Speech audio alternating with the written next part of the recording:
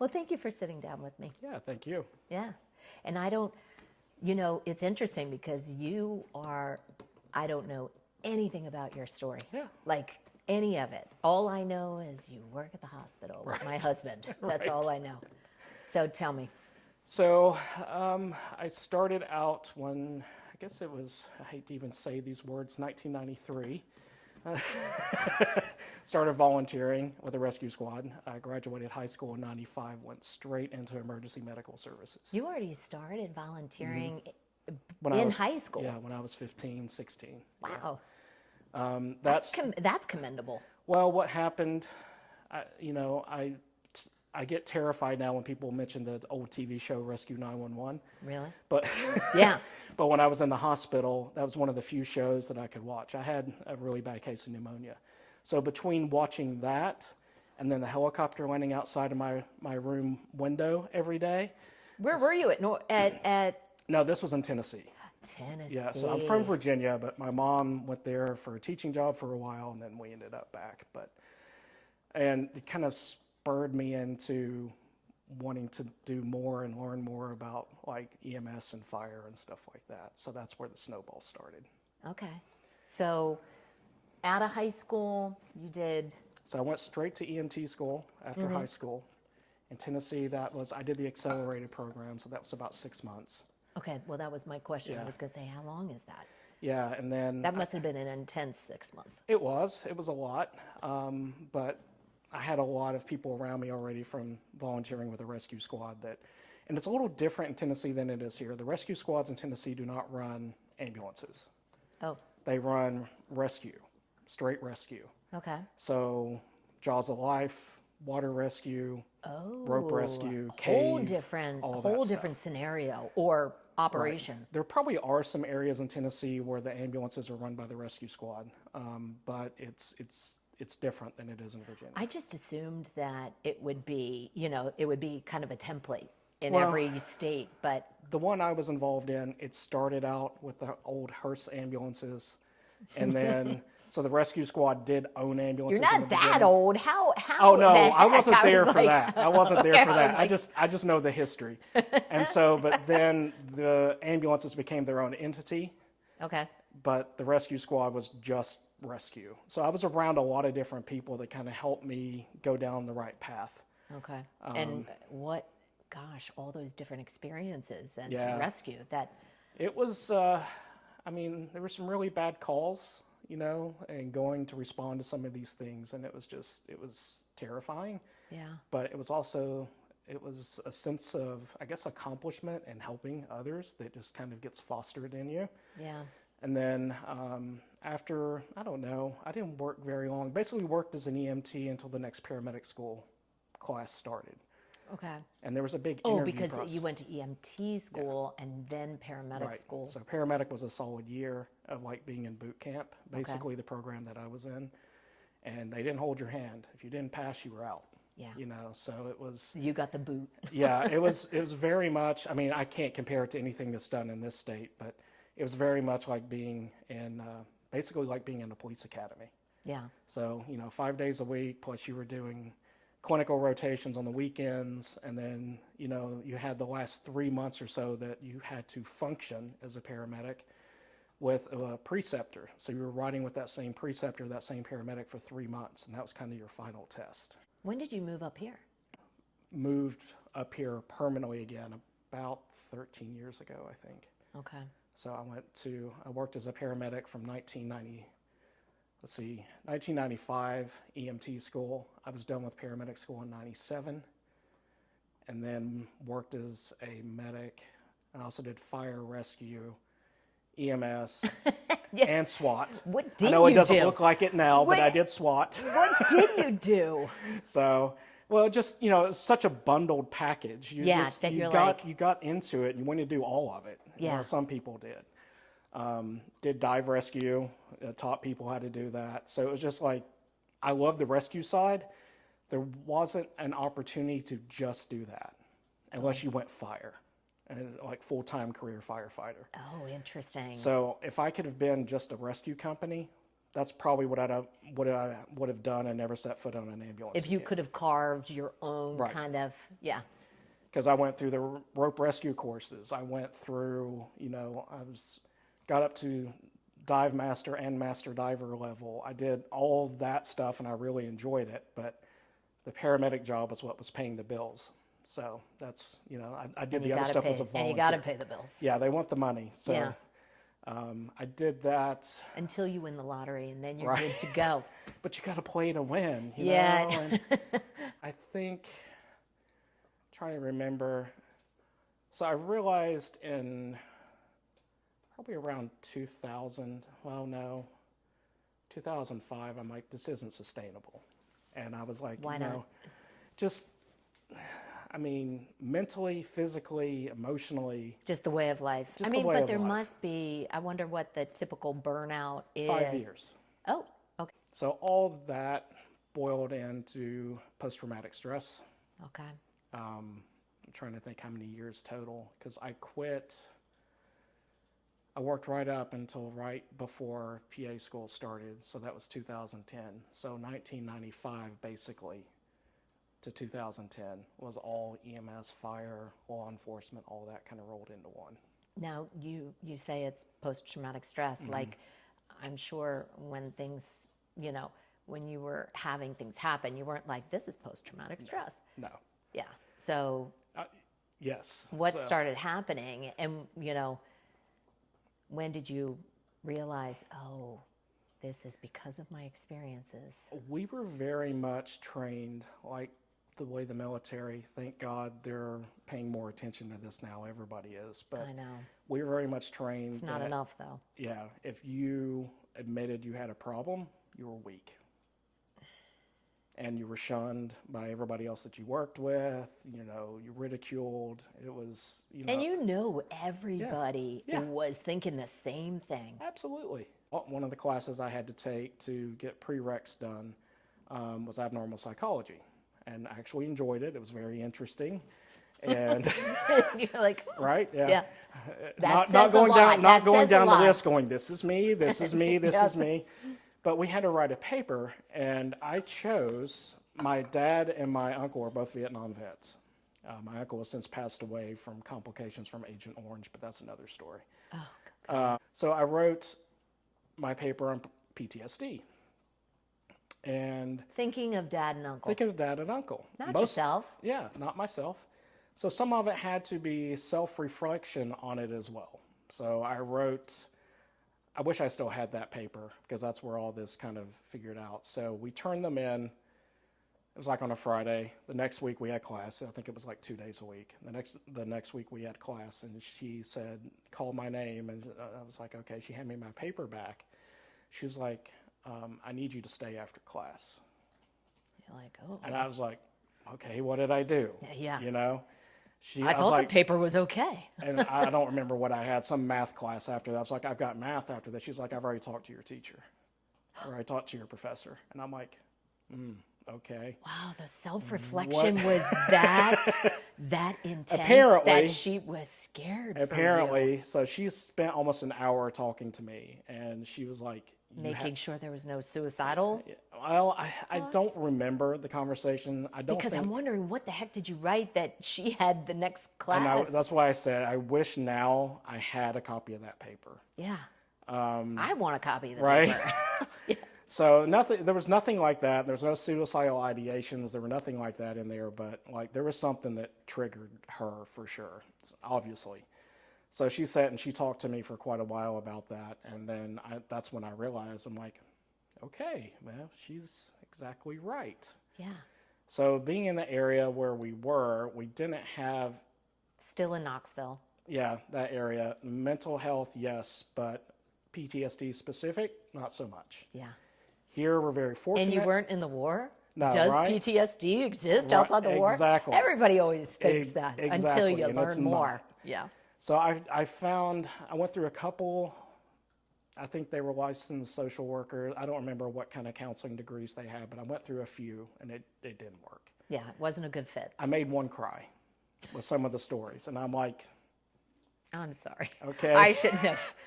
And I'm thinking, about an experience we had with our daughter. You can't imagine what my reaction was. I'm like, am I this messed up? Yeah, seriously. I just made this counselor cry because of a story I told. And then it's kind of exacerbating what you're going through. And you're like, oh, golly, I'm sorry. It's okay. And then I finally found one that had previous military experience. And I'm like, and I was like what you just said. I'm like, how do I have PTSD? I wasn't in the military. He was like, you don't understand. He was like, Trauma. You've done this. I think at that point it had been 14 years or so when I first started talking to somebody. He was like, you were at war. He was like, it's like being in combat for 14 years. He was like, you do this every other day, 365 days a year. You're just doing the same thing. He said, plus you're volunteering outside of that. So even in your time off, you're not really off. And I hadn't really thought about it that way before. Gosh. And so he helped a little, but after a few sessions, he was like, I think you need more. Yeah, he was like, I think you've had so much exposure that I don't know that I can help you anymore. I think you're going to be on medication the rest of your life. So that... Gosh, and I think about what we do at NAMI, like the underlying is to give people hope.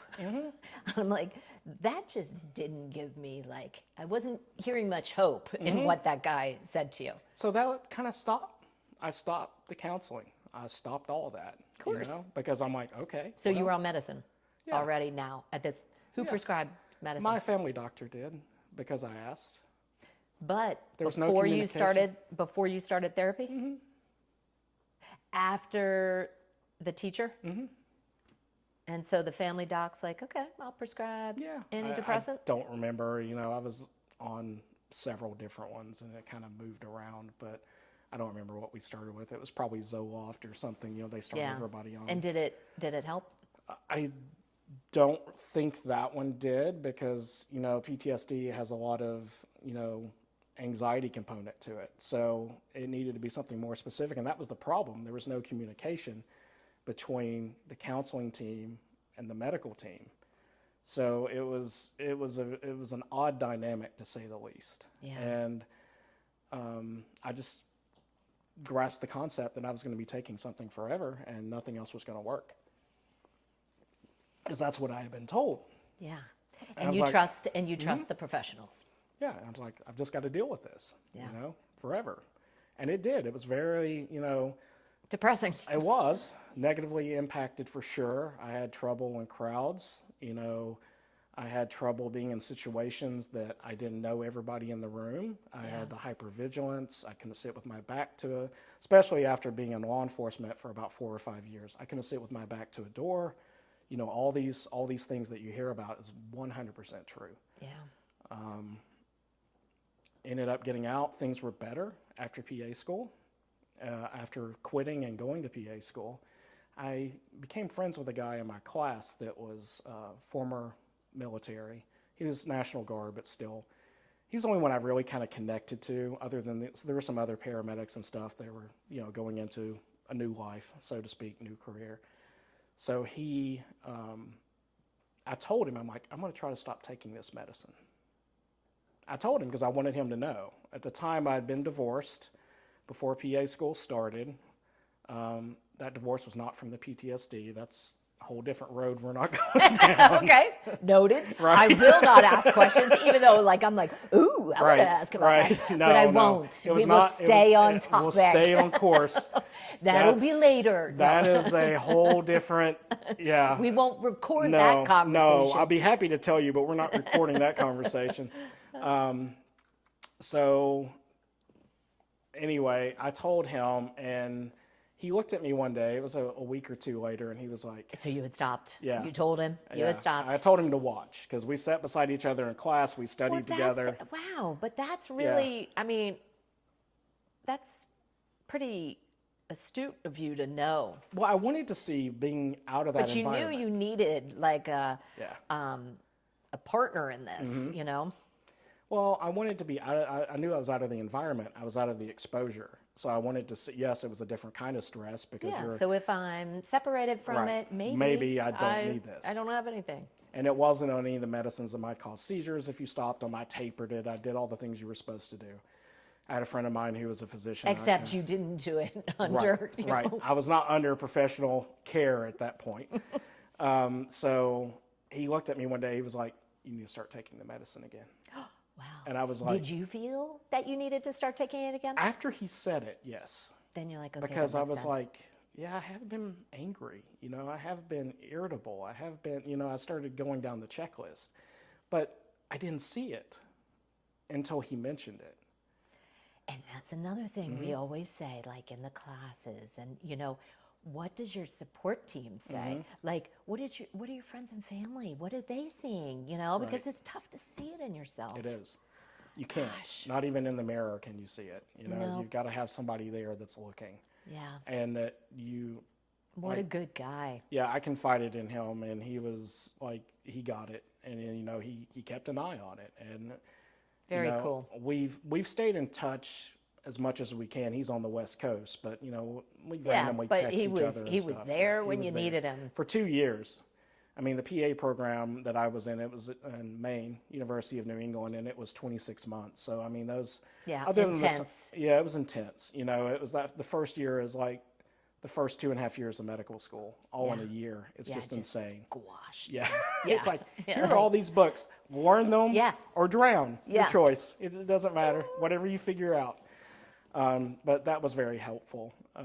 But then I ended up going back on it. And everything was pretty level for a while. Met my current wife. We got married. Everything was great. And a few years, I had been back and forth about, getting a service dog. I kind of went to Service Dogs of Virginia, and they said, yes, we will help people with PTSD that's not service connected. Because I was having a lot of trouble, like, traveling, especially if my wife was not with me. Being in situations like if they put me in a plane and put me in a window seat, no, because I'm not claustrophobic, but Yeah, that but you kind of needed to have an situation, instant out. I needed to have that. I needed to have Potential that exit. out. So I really looked at doing that for a while, but then I felt bad. I'm like, I shouldn't be taking one of these dogs away from a military person that needs it 24 hours a day. Okay. Because I didn't feel like I needed it 24 hours a day. Yeah. And so that was Interesting, because so then that might be a little niche market. Right. Do you need a comfort dog for certain situations? Yeah, because Yeah. I was like, travel, a trained dog for like traveling, or even an event around here that I wanted to go to by myself. My wife couldn't go for whatever reason. Those are the times that I would need something like that. So 2.5 years ago, things got bad. Oh, My wife kept telling me things were bad, and I wasn't paying attention because, men don't need help. no, they don't. Yeah. Well, they're Martians, so why would you? Right. No, you don't know kind of attitude. No, Yeah. I don't need this. I know me. Well, I had been programmed to, most men are, especially from Gen X, are programmed to don't show your feelings under any circumstances. So, But yet you respected Mr. PA guy telling you man to man. Right. But your wife telling you. Yeah. Okay. And she kept telling me, you need to go talk to somebody. You need to go talk to somebody because the nightmares were coming back. The flashbacks were coming back. Oh my gosh, it's textbook. Yeah, it's textbook. So, and I'm like, no, I'm fine. It's like the dumpster. It's all good. It's like all the dumpster fire pictures you Yeah, it's see on good. T-shirts. I'm good. Everything's I'm fine. good. I'm Everything's good. fine. So, it almost cost me my marriage. Oh gosh. So I didn't listen to her, and then I'm not going to go into the details, but there was a breaking point for her. And she was traveling, and I basically said, I'm having a really bad day, and I didn't answer the phone because I was asleep. And by not answering the phone, that made her freak out because she was 500-600 miles away. Yeah, in her mind. Everything worst possible. Yeah. Especially being that our child was there in the house too. Yeah. So That's tough. So that was the breaking point. that was the breaking point for both of us because when I thought that we were done. Like I thought this was going to be it. So I did what I could do. I started calling, I tried to find somebody to speak with.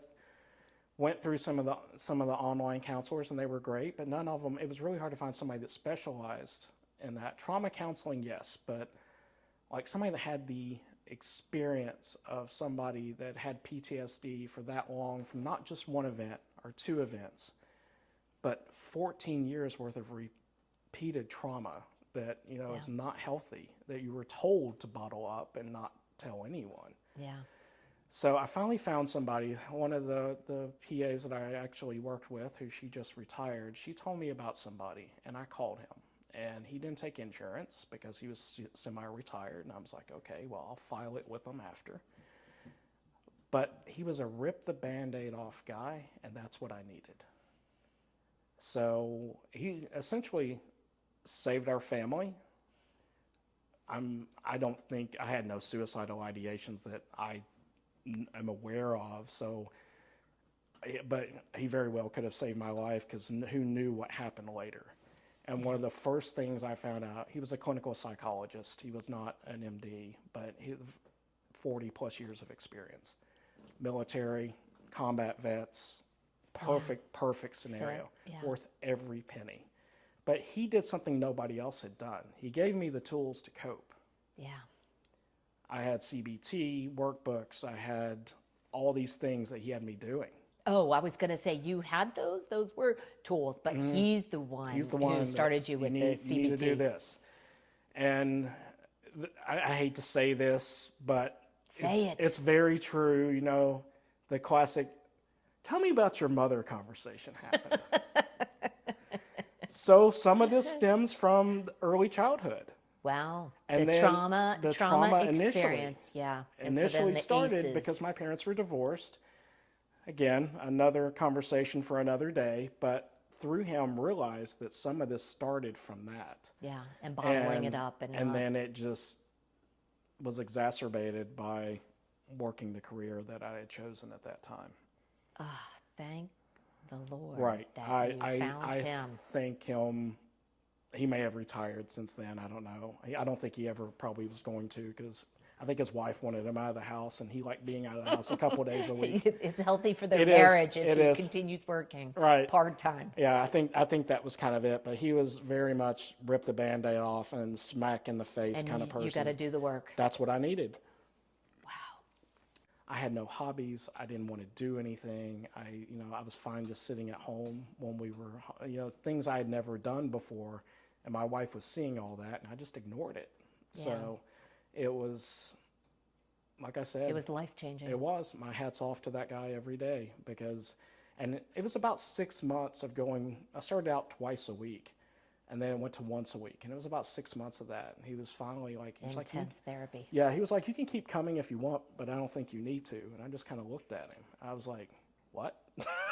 You're like, but this isn't forever? Yeah, and he was just like, you've got the tools. He was like, you've got the insight and you have the tools. It was like, I'm here if you need to see me. He was like, you can call me. Here's my cell phone number.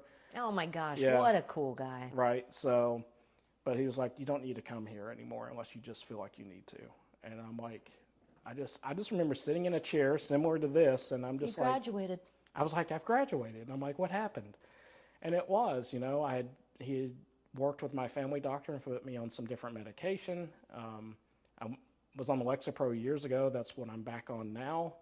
And it just made huge differences. And we tried other things too. Like, he did a lot of alternative medicine options as far as like stuff to help brain function and all that. Some of it helped, some of it didn't. He was like, it may not work, but these are things to try. So, and you were like, I'm willing to try anything. I can't lose my marriage. I can't lose my family. That was the only thing, honestly, if it had just been me, I probably never would have done it. All the work. Mm-hmm. But that was my motivation. So, thank goodness you found your wife. Right. And I thank God for that every day. But there was one that was probably the hardest thing he had me do. He's like, you've got to go into a crowd by yourself. And I'm like, excuse me? No. So out of all things. No service animal. Well, no service animal, no other person. I went to I guess it was in 2022. I went to a train concert at the amphitheater. Oh my golly. And it You, was you could have just packed. gone to the mall, for I goodness was like, sakes. if we're going to do this, I'm going to do this. Now, Talk about rip off the Right? Band-Aid. That's like rip off the cast. and it was packed. I mean, everybody was up on the grass. Every seat was gone. Great show. Hadn't been to a concert in a long good. time. I was to the point, because I'm a big guy, and I didn't like sitting down in the normal seats like this. I felt very confined. So they had like, I don't know, they don't really call it the VIP section, but like the area where you can sit, and it's almost like a kind of a bar atmosphere they have at the amphitheater. That I wasn't drinking. I had quit drinking because that was the other thing. You know, it was like, he was like, get away from alcohol. Yeah, it's not your friend. No, so it all went down the drain. I haven't had a drink in 2 years, no alcohol at all. So, and I wasn't my thing really. It didn't bother me. You know, all my friends are like, "What?" I'm like, How can you do that? I don't Well, care. what about training? Like, how hard was that? It was hard. Once I got out of the seats and got into the area, there were like tables, but there were people at that table. I had no idea who they were. I just Did you talk to anybody? a little, not really. I was just happy that I wasn't freaking out and running out the side door. So, so yeah, it was. But it was kind of like, okay, I can do this. I'm in. Look at me. I'm in an environment that I had never been in before. I'd never been to that theater. I'd never been to the Veterans Theater. And I'm like, okay, I know nothing. Yeah, there were a lot of boxes checked for that. I know nothing. I've never But walked good on this grief. land. I mean, you could have gone somewhere else and still, been successful in your homework. Yeah, I could have, but I was Yeah. like, I'm going to do this. And he was, Go big or go well, I home. remember telling him, and he was like, well, that's one way to do it. He was probably like, wow, Yeah. kudos. Well, I'm just like, this has got to happen. You know, this is not how I'm going to live my life, feeling like I'm confined because of what's going on in my head that obviously is not real, because there aren't people trying to get me. There aren't people hiding in the bushes. There aren't, but having, So you had that type of paranoia? I would not sit in front of a window like this without those shades down. Because Probably most because of the SWAT stuff that I have been involved with. And, so we were in an area that was small too, but even though we wore, and I know a lot of places have gone away from the masks that cover everything but the eyes, people know who was on the team. of course they did. Small. Yeah, small town. community. They knew who was on that team. Hey, Jonathan. Yeah, and I would see people in the grocery store that I had arrested, and they'd stare you down, and you're just like, okay, well, let's go ahead and leave here. So those things kind of built up. built up.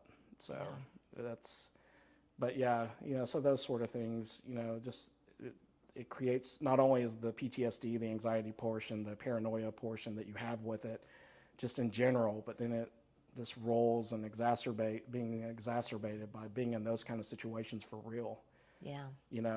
Being in the back of a blacked out van, getting ready to go take a warrant suspect down that said they're not going back to jail. Those kind of things. Am I going to be going home Am I tonight, gonna go? or am I going to be in a body bag? Exactly. So you just don't know. Yeah. And So how about now? So when do you ever experience difficulty now? travel alone. I have a conference coming up I have to go to that I'm flying there by myself. Those kind of things will be hard. Yeah. How are you going to prep for that? Just mentally focus on the journey, I guess, so to speak, about getting there. And you've got an aisle seat. I've got an aisle seat. There's no way you're flying an airline where it's going to be up in the air. And I pay for first class or I don't fly. Nice. Because I'm not going to be stuck in 3 seats. Say no more. You don't Right? even need to give me a reason. Fly first class. Right? Thank you very much, Jonathan, for talking with me today. thank you. I really appreciate it. Yeah, thank you.